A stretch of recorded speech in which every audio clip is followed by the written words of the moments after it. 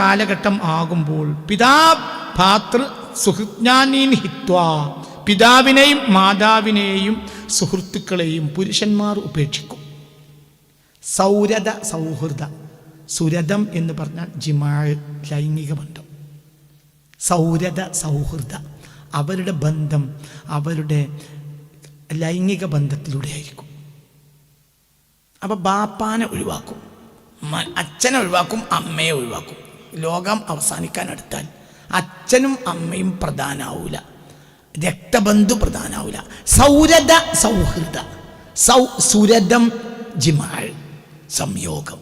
സുരത സൗരത സൗഹൃദ. അപ്പോൾ ജിമാ ആയിരിക്കും, അഥവാ ലൈംഗിക ബന്ധമായിരിക്കും, സംയോഗമായിരിക്കും ഒരു മനുഷ്യൻ്റെ സൗഹൃദത്തിൻ്റെ വലയം. അതിൻ്റെ അർത്ഥം എന്താ? ഓൻ്റെ അളിയന്, ഓൻ്റെ പെണ്ണുങ്ങളെ ഏട്ടത്തിനെ കിട്ടിയവന്, ഓൻ്റെ പെണ്ണുങ്ങളെ അനുജത്തിനെ കിട്ടിയവന്, ഓൻ്റെ പെണ്ണുങ്ങളെ ഏട്ടത്തി അനുജത്തി, അവിടെ ഇരിക്കും ഓൻ്റെ ബന്ധം. എവിടെ ആവില്ല. ഓൻ്റെ സ്വന്തം ഏട്ടനേറ്റവും ബന്ധമുണ്ടാവില്ല, അളിയനേറ്റവും ബന്ധമുണ്ടാവും. ഏതളിയൻ? പെങ്ങളെ കെട്ടിയ അളിയനല്ല. ഏത്? പെണ്ണുങ്ങളാങ്ങള.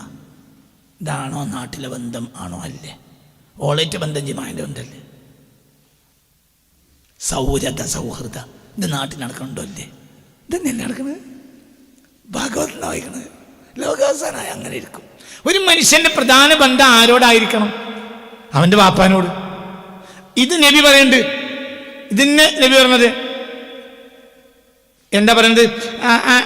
അതിനാ സ്വദീഖഹു വഅഖ്സാ അബാഹു വഅഖ ഉമ്മഹു വഅദ്നാ വഅഖ ഉമ്മഹു വഅഖ്സാ അബാഹു വഅഖ ഉമ്മഹു വഅദ്നാ സ്വദീഖഹു വഅഖ്സാ അബാഹു. അവൻ അവൻ്റെ വഅഖ ഉമ്മഹു, ഉമ്മാനെ അവൻ ഒഴിവാക്കും. മനസ്സിലായില്ലേ പറഞ്ഞത്? വഅഖ്സാ അബാഹു, പിതാവിനെ അകറ്റും. അപ്പം വാപ്പിമ്മയില്ല, അതുവഴിയുള്ളതും ഉണ്ടാവില്ല. അതായത് അവൻ്റെ പെങ്ങളുണ്ടാവില്ല, അളിയനുണ്ടാവില്ല. അളിയൻ 100 വട്ടം പറഞ്ഞാലും, അതായത് പെങ്ങളെ ഭർത്താവ് പലവട്ടം പറഞ്ഞാലും കൊണ്ടുപോകില്ല. ഞോനെ ഗൾഫ് കൊണ്ടുപോവുകയാണെങ്കിൽ തന്നെ കാര്യമായ എന്തെങ്കിലും ഒരു വിസക്ക് കൊടുക്കണം.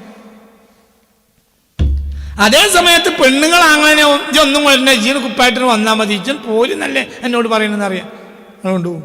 എന്ത് ജിമായുള്ള എന്താണ് ഇത്? ഭാഗവതത്തിലുള്ളതാ. ഇത് നാട്ടിൽ നടക്കണുണ്ടോ? അല്ലേ. പറഞ്ഞല്ലേ പറഞ്ഞേ. സൗരത സൗഹൃദ, സുരതമായിരിക്കും സൗഹൃദ. സുരതം ജിമാഴ്, സംയോഗം.